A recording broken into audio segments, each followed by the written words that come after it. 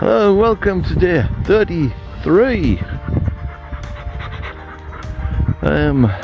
After leaving Great Haywood, after the great fun of the Clifford Arms, luckily my phone was charged alright by the nice man at the little campsite, which was bang on. Riverside camping, Great Haywood, cheap and nice. No problems there, good bloke. All the best to him. Hope it gets bigger and better for him. So he advised me the way to go. Told us where catching Nasda and Morrison's, etc. A place called Hixton was on my way. I was heading for Uttoxeter. So again, up roads, through fields, this, that and the other. I can't remember it all exactly.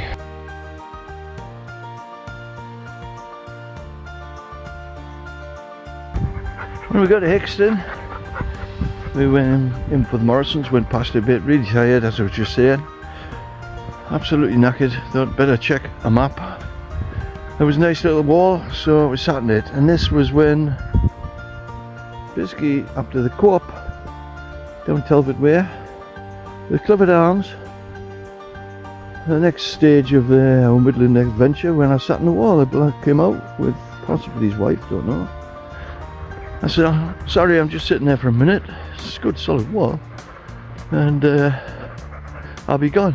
He went across and he said, yeah, well, it's not very good, not very safe wall, no, it's not cement. I thought, give over, there's nothing the matter with it. I'm tired, I'm on a long walk.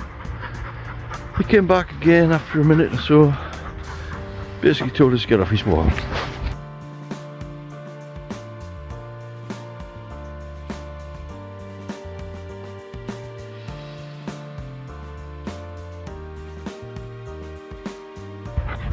Gotta admit, I wasn't very happy, and by now I was getting peed off completely with that, this and the other. People around there, mixture of good people and not good people to me. So I let them know what I thought. Then I went to Morrison's.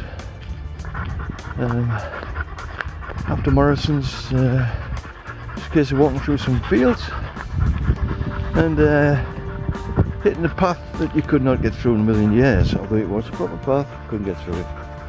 There were horses in there. I had to, not for the first time this journey, crawl down on my hands and knees or lower to get underneath electric fences. Definitely not the first, about the fifth time. When I eventually got up to where the farm was, I was approached by a lady and a daughter saying, do you realise you're not on the path? I said, yes, because you can't get on the path. By now I was really boiling point. One thing and another. I said, you're going to get everybody walking through here until you get sorted down there. Well, I didn't realise. I thought, well, you should realise, you should know these things. It's right in your doorstep. It's a path. People can't use it. Not many people come, but me with a huge bag on my own, 60 odd year old, 66 to be exact, I'm not climbing through all that. I told her what I was doing and that, she was okay about it, it wasn't too bad. They said they'd get it fixed. And we went again.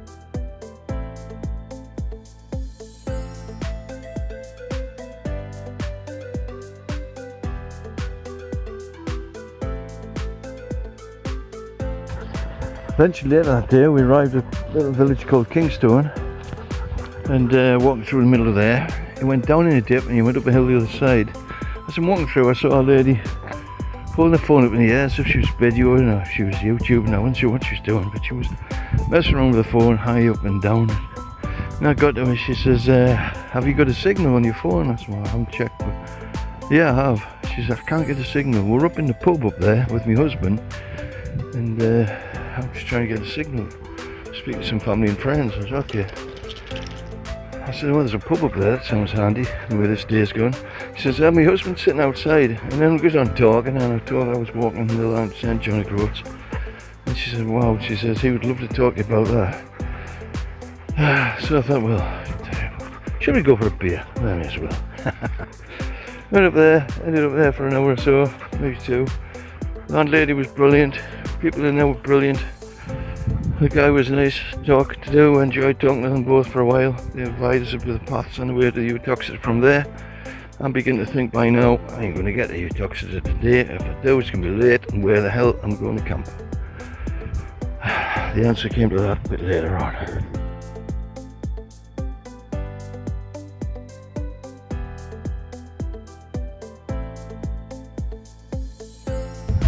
After we left the Shrewsbury Arms, on the country roads, over a couple of fields, hit some more country roads, and walking along, now begin to think, where the hell are we going to camp?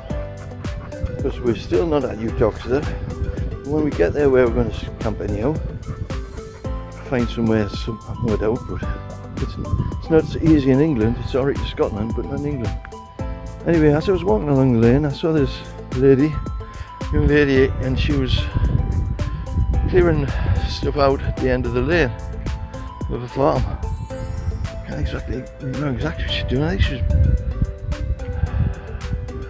think she was blowing the leaves or clearing. She was clearing something. I think she was doing something. I honestly can't remember now. I'm guilty about that.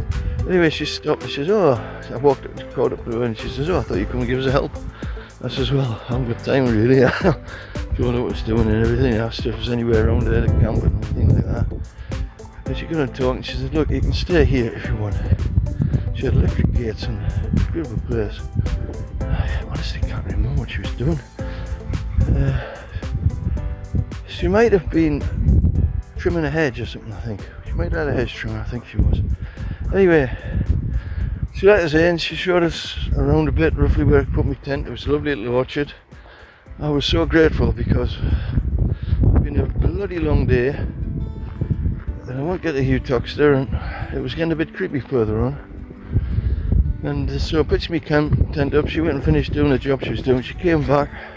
She kind of gave us a bag of crisps, a can of beer, a few bits and pieces, and told us where I could use a shower. It was the best shower I'd had since I'd set off, because I was actually walking on carpets instead of hard ground. I had a lovely shower. I came back out, had my beer and everything, had a little bit natter, and she said, "See you in the morning." She even washed a couple of shirts, I think, which was dried them. I can't remember now.